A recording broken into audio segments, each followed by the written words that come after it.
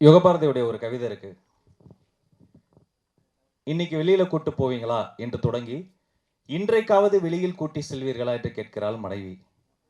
இன்னைக்கு வாங்கி தருவீர்களா என கேட்க தொடங்கி, இன்னைக்காவது வாங்கி தருவீர்களா அப்பா என கேட்கிறது குழந்தை. இன்னைக்கு ஜெயித்து விடுவேன் என நம்ப தொடங்கி, இன்னைக்காவது ஜெயித்து விடுவேன் என ஓடிக்கொண்டே இருக்கிறேன் நான்.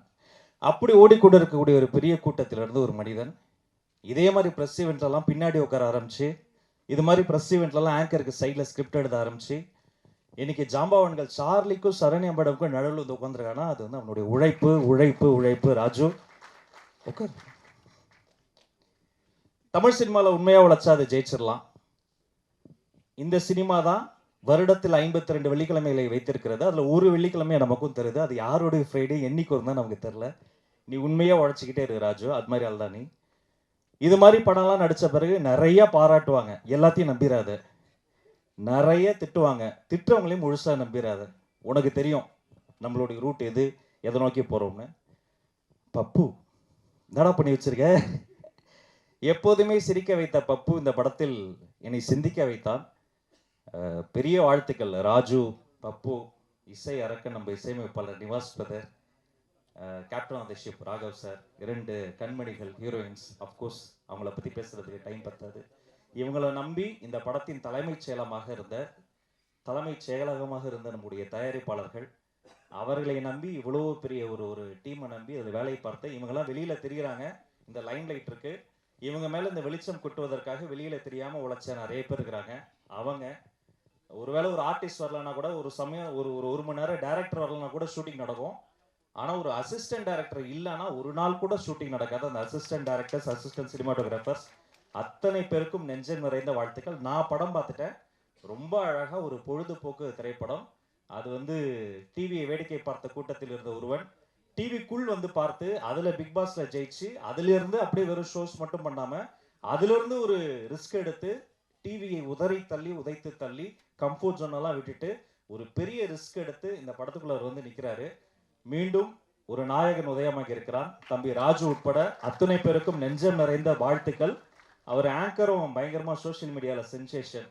தேங்க்யூ. இன்னைக்கும் புதைச்ச அந்த பிராங்க்ஸ்டர்ஸ் என்ற அந்த ஒரு ஆர்ட் ஃபார்ம் எடுத்து மிக சமீபத்தில் அந்த பிராங்க் ஆரவங்களையும் சேர்த்து சிரிக்க வைக்கக்கூடிய இது மாதிரி இந்த மேடையே ரொம்ப வித்தியாசமான மேடை. வழக்கமான படம் ஃபுல்லாக சேர் போட்டுருவோம், சீக்கிரம் முடிச்சிடும், ஒரு 15 பேர் உட்கார வச்சுருவோம். அப்புறம் கடைசியில் பயங்கர பில்டப் பண்ணி எந்த பிளேயர்லையும் போட முடியாத ஒரு பெரிய சிடியை அன்ராப் பண்ணுவோம். அந்த ஸ்டுடியோ டைப்லாம் உடச்சி ஜென்சிக்கு ஏற்ற ஒரு கதையை பண்ண மாதிரி இந்த மேடையை இந்த அரங்கத்தையே ரொம்ப வித்தியாசமாக பண்ணியிருக்கீங்க. இந்த உழைப்பு ஒரு பெரிய வெற்றியாக மாறும். அவர் சீனியர் டாக்டர் சொன்னது மாதிரி ஒரு புதிய பாதை, இந்த தலைமுறையின் ஒரு புதிய பாதையாக வருவதற்கு என்னுடைய வாழ்த்துக்கள். அண்ணா நீங்கள் படம் பார்த்துட்டீங்களா? எல்லாருமே சொல்கிறாங்க அவரோட ரோல் பற்றி. நீங்களே ஏதாவது சொல்லிட்டு போங்கண்ணா. எல்லாரும் ஒன்று சொன்னாங்க, கவனிச்சிங்களா? ஆமாம், அவர் பேசவே மாட்டார். அவர் கையில் என்ன இருக்கு? ஃபோன். ஸோ அவர் வந்து ஒரு சோஷியல் மீடியாவில் ரொம்ப ஆக்டிவாகவும் ரியல் லைஃப்பில் ஒரு அமைதியாகவும் இருக்கக்கூடிய, பெரும்பான்மை ஆண்கள் இங்கே இப்படியெல்லாம் இருப்போமோ அதே மாதிரி இருக்கக்கூடிய ஒரு சாம்பிள் பீஸ் தான் அவர்.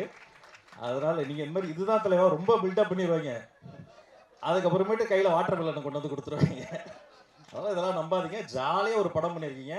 இன்னும் சூப்பராக இன்னும் நிறைய படங்கள் பண்ண, தமிழ் சினிமாவில் ஒரு ஆக்சிஜனாக நிறைய படங்கள் பண்ண என்னுடைய வாழ்த்துக்கள். Thank you so much. அவன் படத்தில் தானே எங்கேயும் பாவமாக தான் உட்காந்துருக்கிறார் சார் அவர். அதாவது அடுத்த படத்தில் தம்பிக்கு ஒரு சான்ஸ் கொடுங்க, அவனை போட்டு இன்னும் நீங்கள் நிறைய படங்கள் பண்ண, இது மாதிரி நிறைய வெளியே தெரியாத டேலண்ட்ஸ்க்குலாம் நிறைய சான்ஸ் கொடுங்க.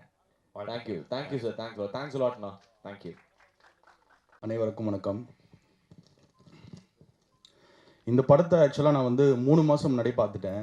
டிஸ்ட்ரிபியூட்டர் ஷோ போட்டாங்க. படம் பார்த்த உடனே நைட்டே வந்து இளமாறன், ஆக்சுவலாக இந்த படம் வந்துட்டு சோனி இளமாறன் மூலமாக நான் கனெக்ட் ஆகிறேன்.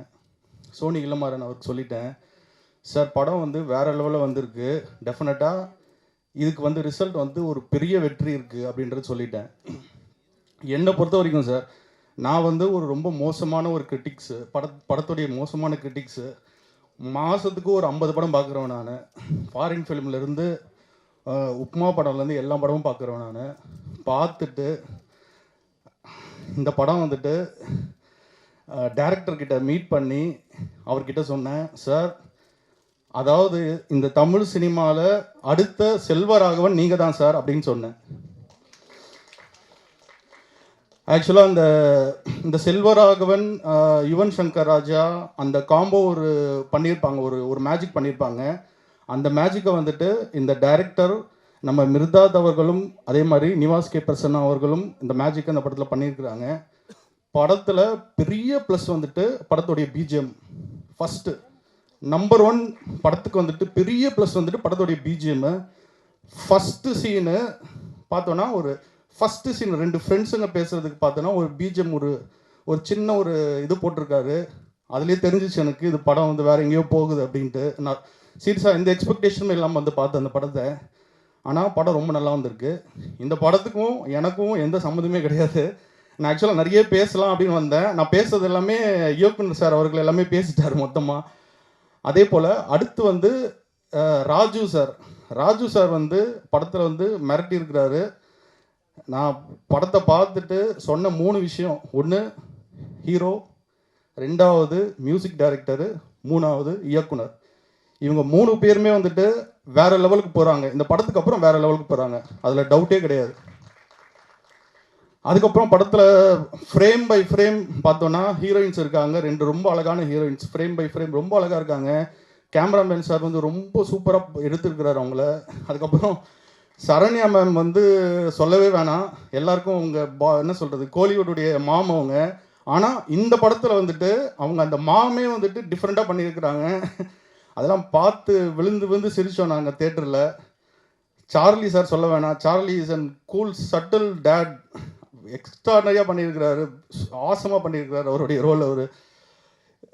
தென் எனிபடி எல்ஸ் சாரி, தென் யாராவது சொல்லியிருந்தேன் மன்னிச்சிருங்க. Then technicians and other artist and all. Pappu sir வந்து சீரியஸாக செகண்ட் ஹாஃபில் வந்து ஒரு ரோல் வராரு, அது தேட்டரே தெறிக்க விட போகிறாரு. அவ்வளோதான். நான் இதுக்கு மேலே சொன்னேன்னா அது வந்துட்டு நல்லா இருக்காது. So thank you so much. Thank you for giving this opportunity. Thank you so much. Thank you sir.